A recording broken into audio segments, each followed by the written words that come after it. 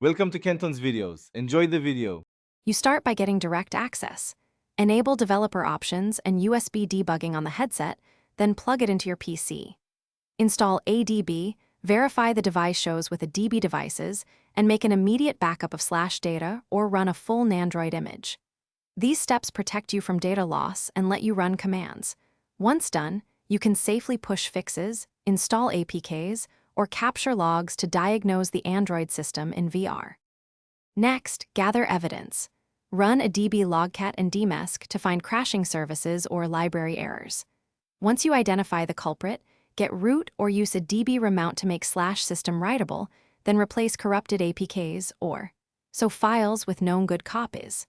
Use a DB install R to reinstall system apps and a DB shell PM clear to remove bad caches that block boot. These concrete fixes address why the Android runtime. Finally, reboot into the appropriate mode to apply and verify changes, a DB reboot or a DB reboot recovery. Once the device restarts, confirm VR services and the compositor are running by checking a DB shell dumpsys and logcat for residual errors. If the system still fails to boot or VR is unstable, restore your backup or flash the factory image.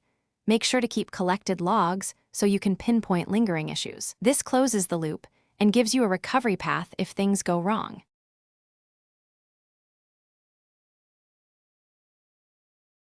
Thanks for watching. Consider subscribing if we helped you.